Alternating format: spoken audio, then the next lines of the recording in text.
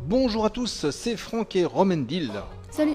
Bah dis donc, quand t'arrives quelque part, on te salue toi, hein. T'as quasiment une cinquantaine de personnes qui te font des katas de kung-fu rien que pour toi. C'est vraiment magnifique, en tout cas, magnifique. Donc on vous fait, pour les connaisseurs, il y en a beaucoup apparemment, d'après ce que m'a dit Romendil, une vidéo de Shenmue 2 sur Dreamcast, un jeu Sega développé par AM2, ou AM2, je sais pas comment on dit.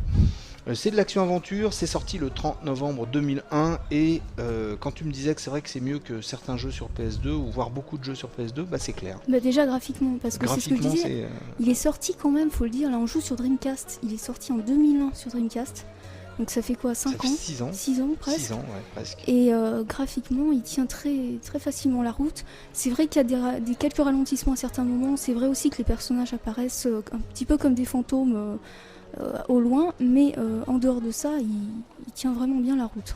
Bah c'est clair, hein. Franchement graphiquement, c'est pas mal du tout, je suis très étonné. Alors c'est quoi le scénario? Alors le scénario, c'est donc le scénario a débuté dans Shenmue 1, là on a pris Shenmue 2. C'est l'histoire donc de ce personnage nommé Ryo Hazuki, qui va essayer de se venger de la mort de son père, tué par Landy, donc mystérieux personnage histoire aussi. de vengeance. Donc c'est une histoire de vengeance, mais en même temps une histoire qui est pas trop violente, c'est-à-dire qu'on voit que le créateur, c'est un fan un petit peu de tout ce qui est arts martiaux, mais dans la psychologie des arts martiaux, c'est-à-dire ne pas chercher la vengeance pour la vengeance, donc tu vois un petit peu le truc. Donc c'est un jeu qui va être plus autant tourné vers l'action que vers l'aventure, même plus vers l'aventure exploration. Là comme on le voit, on peut interroger quasiment, d'ailleurs on peut interroger tous les personnages du jeu. Ah bon? Tous? Et ça en fait un paquet. Ils nous répondent en fonction de ce qu'on leur demande et ils peuvent même nous indiquer donc des directions et même nous accompagner sur un lieu précis. Par exemple, on va le faire tout de suite, là en plus l'interface est très bien pensée, c'est-à-dire que là avec les boutons, les icônes, je vais demander à cette personne des questions en rapport à l'argent, comment faire pour avoir un job à mi-temps par exemple. Et elle va m'indiquer des lieux et elle va même me proposer de la suivre, de l'accompagner. D'accord, ok. Donc après il suffit, donc pour moi c'est l'idéal hein, quand on se perd un petit peu. Oui, c'est ce que j'allais dire, c'est bien, tu as un guide. Plus besoin de... On ne va pas refaire la vidéo car tu te seras perdu, ouais, tu suis quelqu'un. Et d'ailleurs c'est vraiment une excellente idée qui n'était pas dans le premier, le fait de pouvoir suivre quelqu'un. Et même si les personnages vont pas très vite, on peut déjà voir dans quelle direction ils vont et ça nous remet un petit peu sur les rails. Ouais. Il vaut mieux interroger les petits enfants parce qu'ils courent très vite, plutôt que les personnes âgées qui vont beaucoup plus lentement. C'est clair, c'est clair. Donc, il n'y a pas de notion de timing quand même. De timing, non. C'est-à-dire que tu n'as pas un temps donné pour faire une mission, un truc comme ça. Le temps est quand même une notion très importante dans le jeu, parce que comme tu le vois là, c'est la nuit. C'est géré en temps réel, enfin en temps accéléré, mais c'est-à-dire que donc les heures, au fur et à mesure que les heures passent, les boutiques vont ouvrir, fermer, respecter des horaires. On voit les gens qui vaquent à leurs occupations. Et donc en fonction de ce qu'on a à faire, si parfois on est obligé de suivre, de respecter certains délais, quoi. D'accord. Donc je vais essayer de pas trop me perdre quand même, parce que l'environnement de jeu est absolument immense. Oui. Là on n'a qu'un quartier d'une zone précise de Hong Kong, parce que donc ce jeu-là se déroule à Hong Kong. Le premier se déroulait au Japon, à Yokosuka. Et en fait le créateur du jeu, donc Yu Suzuki, qui est auteur de Virtua Fighter, tout ça, a eu dans l'idée de faire une sorte de grande fresque en 16 chapitres au départ. Donc le premier c'était Shenmue 1. Shenmue 2 en fait regroupe les 3 chapitres suivants. Et là pour l'instant, on va pas dire que c'est mort, mais pour l'instant on n'a pas de nouvelles de la suite. Hein. Donc on espère que ça sera un jour, pour l'instant on peut pas savoir. Mais donc l'histoire est en cours, c'est-à-dire qu'à la fin de Shenmue 2, l'histoire n'est pas finie, la quête de la vengeance... Ah oui d'accord, donc il y a peut-être quelque chose alors. Voilà. Donc comme on le voit, les lieux sont très fréquentés, enfin, on sent vraiment que c'est un jeu qui grouille de vie. Il faut aussi savoir que tous les intérieurs ont été créés pour le jeu, c'est-à-dire que là je vais pouvoir rentrer à l'intérieur, non, parce que c'est fermé. Oui, c'est plus l'heure, il est 9h10. Mais ce qui est intéressant, c'est que si on se contente de faire uniquement la quête principale, on verra même pas le centième du jeu. Pourquoi ? Parce que y a énormément de lieux qui servent à rien, tous ces cafés, tous ces restaurants, la plupart ne servent pas précisément pour la quête principale, mais on peut quand même y rentrer et y faire des choses. Là on va voir par exemple une petite supérette, on va dire, je rentre à l'intérieur, et on va voir, il y a un souci du détail à l'intérieur qui est incroyable, dans la mesure où on sait que c'est un lieu qui ne nous sert pas forcément, donc... C'est assez impressionnant pour un jeu qui a 5 ans, quoi. C'est vraiment impressionnant. Hein. Ouais, faut préciser aussi que le jeu a été ressorti en 2003 sur Xbox. Ah. Avec, là comme tu vois, on peut vraiment visualiser même tous les objets, on peut quasiment lire les étiquettes, les prix, c'est incroyable, parler aux personnages. Et donc je disais, il est sorti sur Xbox, donc comme les joueurs Xbox n'avaient pas connu le premier, ils ont eu droit à un disque qui regroupait les cinématiques du premier. Et il y a quelques différences quand même entre la version Dreamcast et la version Xbox, qui sont principalement, donc les dialogues, là on a les voix japonaises. Oui. Alors que sur Xbox, ils n'ont conservé que les voix anglaises. Donc ça gâche un petit peu l'ambiance, je trouve. Même si là, on est en Hong Kong, donc on théoriserait plutôt du chinois. Mais ça fait quand même plus asiatique. Donc pour un jeu comme ça, c'est important. Et surtout, en fait, tous les indices qu'on va récupérer, on peut les ouvrir dans un carnet. Et ils sont traduits en français. C'est-à-dire que même si les dialogues, là, on a vu, sont en anglais, dans le carnet, tout est en français. Donc c'est quand même intéressant. Alors que sur Xbox, c'est en anglais. Aïe, ouais, donc pas mal. Et dis-moi, je pense à quelque chose. Est-ce que tu veux bien qu'on fasse une autre vidéo? Ouais, parce que là, on a quasiment rien vu. Ceux qui connaissent le jeu, c'est un jeu immense. Alors, Shenmue 2, un jeu Sega sur Dreamcast, développé par AM2. C'est de l'action-aventure, c'est sorti en 2001. On se retrouve pour une deuxième vidéo et on va voir peut-être un autre environnement. Alors, en attendant, on vous dit ciao, salut à tous, merci d'avoir regardé cette vidéo, à bientôt. Salut.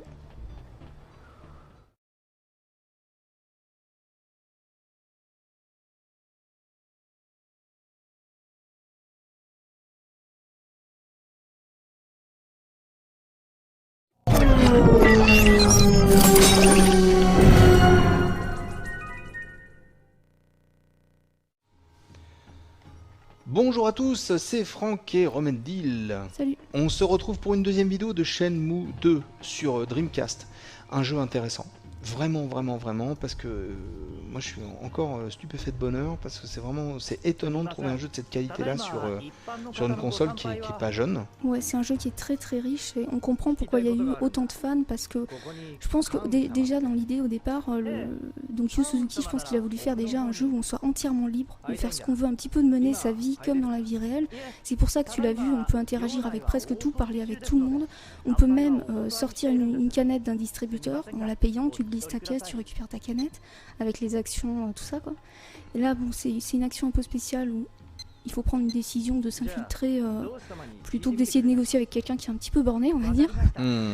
Donc ouais, comme je le disais, c'est une totale liberté et en même temps une quête qui est très très intéressante au niveau du scénario quand on aime tout ce qui est arts martiaux, tout ça quoi. Donc le scénario, on l'a dit tout à l'heure, on le répète vite fait, c'est une histoire de vengeance. Une histoire de vengeance à partir de quelqu'un qui va suivre un petit peu son parcours initiatique en rencontrant différents grands maîtres en arts martiaux, comme on va le voir ici.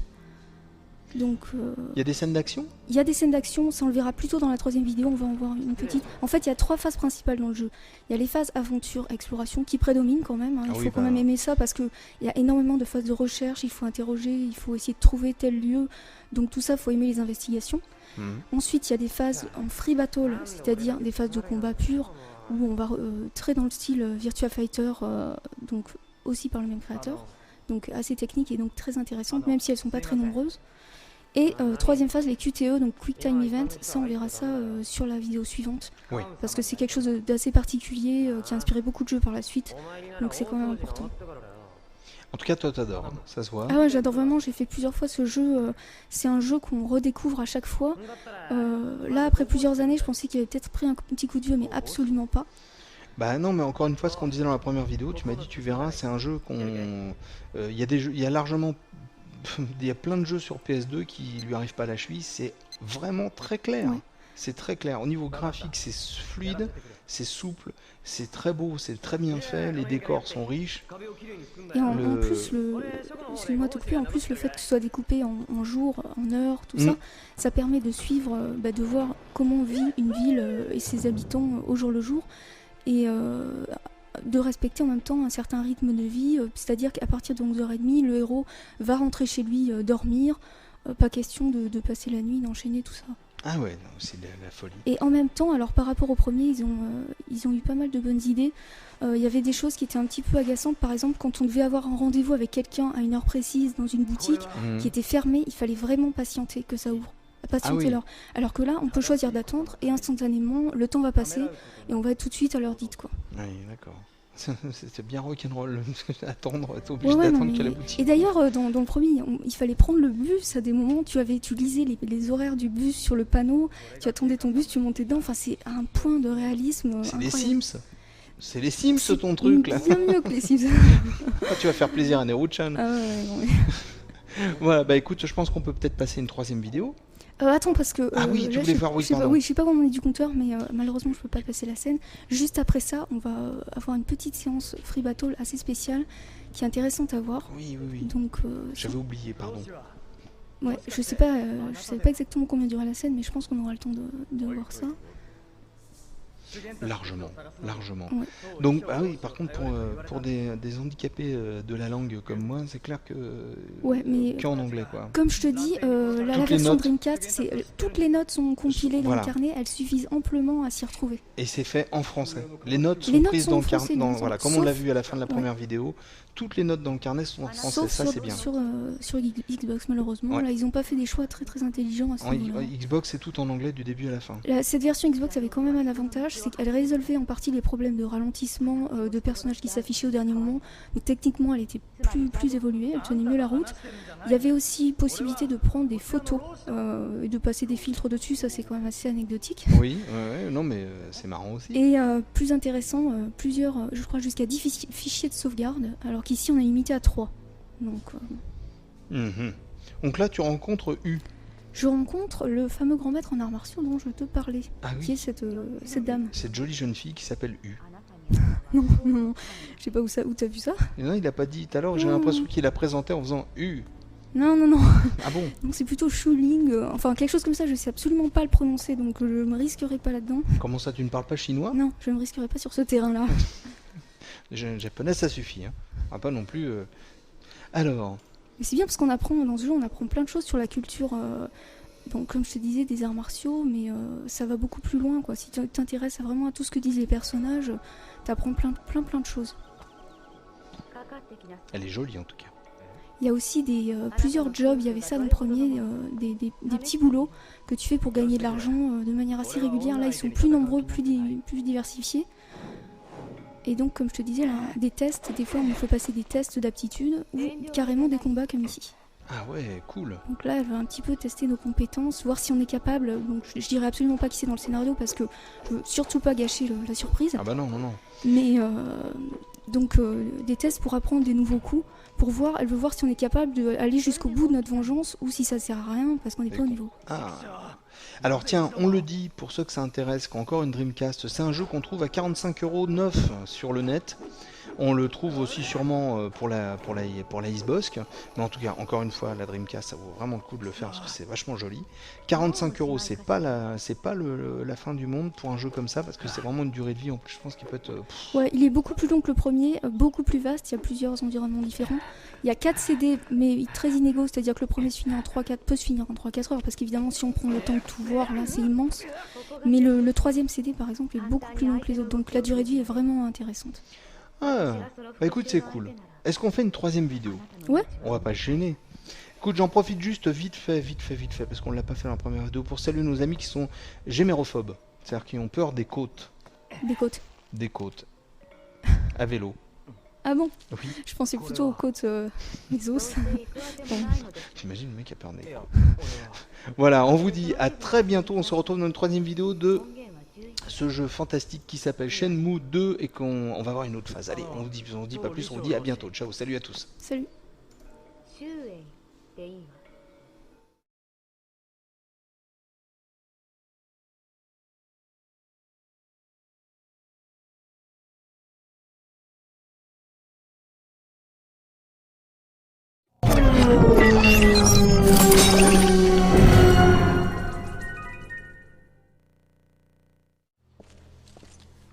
Salut les petits vélos, c'est Franck et Romendil. Salut. On se retrouve pour une troisième vidéo de Shenmue 2 sur Dreamcast, un jeu Sega développé par AM2. C'est de l'action-aventure, c'est sorti le 30 novembre 2001. Et là, troisième phase du jeu, là tu te retrouves contre Aladdin. Et... non, version dark. Alors, qu'est-ce qui se passe maintenant? Alors, je voulais montrer une scène de QTE. Bon. Ce qui se passe quand on... Bon là, on va croire que je fais pas exprès, mais je fais exprès de le louper pour montrer ce qui se passe quand on... En fait, les directions respectent vraiment ce que font les personnages. C'est ce que je te disais, quand tu vas à droite, le perso va à droite. Là, on va me demander de faire un freeze QTE. C'est une scène spéciale. Et je vais la louper pour montrer que quand on loupe, on peut quand même parfois, pas toujours, continuer. La scène se passe différemment. C'est-à-dire qu'il y a plusieurs embranchements, plusieurs versions possibles. Ah oui, attends, c'est le livre dont vous êtes le héros, quoi. Ouais, et là, je voulais faire ça parce que ça nous permet de voir un petit combat en free battle juste après, qui est assez court. Donc c'était aussi bien de faire comme ça. Après on reviendra au QTE. Donc QTE, il y a Monsieur Propre, il a pas l'air content. Hein. Il fait peur moi. QTE c'est pour Quick Time Event. Donc c'est ce que je te disais, c'est une notion qui a été reprise plus tard par beaucoup de jeux. Le fait de devoir rentrer des touches au bon moment, ça c'est un petit peu le précurseur dans Shenmue 1, ce système-là. Attends, il y a carrément de tout dans ce jeu. Il manque plus des courses en voiture et c'est bon quoi. Il n'y a pas de course en voiture. Non, mais je te dis, il manque plus que ça et le jeu il est complet quoi. Non, mais ils ont fait vraiment un boulot incroyable. Et en plus, c'est pas des scènes de combat de rien du tout, parce qu'on voit vraiment que c'est l'auteur Virtua Fighter, c'est des combats qui sont très techniques, ça c'est des combats simples. Mais après, on affronte des boss qui sont incroyablement forts, il faut user de stratégie, connaître bien ses coups. D'ailleurs, j'ai pas montré, il faudrait que je montre la liste de coups disponibles. Donc, tout a été fait dans le moindre détail, rien n'est laissé au hasard. Ah ouais, vraiment, c'est au rasoir ce truc-là, au rasoir. Écoute, c'est super cool, hein, vraiment. Plus la moi, encore une fois, je sais que je me répète, mais on a du mal à croire que c'est un jeu qui date de novembre 2001. Quoi. Et tu comprends mieux pourquoi il y a des centaines et des milliers de personnes qui attendent impatiemment la suite. Il y a quelque chose qui se dit à ce niveau-là, il y a quelque chose de prévu. Pour l'instant, non. Il y aura un Shenmue Online sur PC, mais qui n'a pas grand-chose à voir. Donc, moi, j'espère vraiment qu'ils feront cette suite. Alors, je vais monter les étages. Ça, c'est une scène en plus qui est sympa parce que elle se déroule dans un immeuble. On a un petit peu la pression parce que l'immeuble est interminable, il y a plus de 17 étages et à chaque fois on est poursuivi, donc il y a plusieurs QTE qui vont s'enchaîner. Je vais essayer de pas les louper cette fois pour qu'on voit ce que ça donne proprement. Moi je te laisse faire, moi je regarde. Il est 1h par contre à l'horloge. C'est une horloge boussole. Non, ah oui, c'est vrai en plus. J'adore Romendil. Tout ce qui est direction, c'est notre petit Tom Go à nous. C'est honteux, non mais là j'ai vraiment honte. Ah, tu retrouves la folle à la tronçonneuse? Ouais, la folle furieuse avec sa tronçonneuse. Ah, c'est efficace. Hein. Là je vais éviter de parler parce que je me connais. Allez, vas-y, moi pendant ce temps-là, je meuble un petit peu. Je regarde tout ça de très près et vraiment, c'est rock'n'roll. Génial, vraiment génial. Mince. Oh là là, bien, c'est bien. Là il va y avoir un freeze QTE pour interagir. Voilà, avec l'environnement. Et il y en a un petit dernier qu'il faut pas que je loupe. Oh, la pauvre, elle est arrêtée par des petites caisses. On va essayer d'en finir avec elle. Ah oui, elle est arrêtée par des... Bah tu sais qu'avec Killy, on a fait justement... on a parlé tout à l'heure un peu de la phobie des gens qui avaient peur des boîtes. Comme la jeune fille, elle a...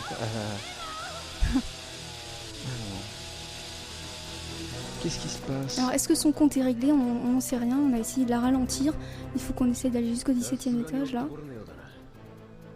C'est vraiment une scène très prenante. Une fois dans le jeu. En plus, ce personnage qu'on voit à la reine, il est aussi vraiment intéressant, enfin, au niveau de sa psychologie, tout ça, parce qu'on voit qu'il est... c'est pas vraiment l'archétype du héros, hein. Il va essayer de nous jouer un petit peu des tours à sa façon. Il est pas lâche, mais bon, s'il peut faire passer Ryo avant lui, il va le faire. S'il voit qu'on est poursuivi, là par contre, il va passer le premier, tu vois, ce genre de truc. Ouais, il triche un petit peu à pile ou face. Enfin, il est très intéressant. Moi, des fois, il me fait un petit peu penser à Jack Sparrow, tu sais, dans Pirates des Caraïbes, dans son caractère, dans ses attitudes. Et sur qui on peut pas vraiment compter. Et en plus, il est vachement charismatique, donc il apporte vraiment beaucoup à l'ambiance. En tout cas, il a un chouette bandana. Ouais, chouette blouson aussi. Chouette blouson, je veux le même. Là, normalement, on arrive à la dernière scène qu'il faut qu'on voit. Un dernier QTE.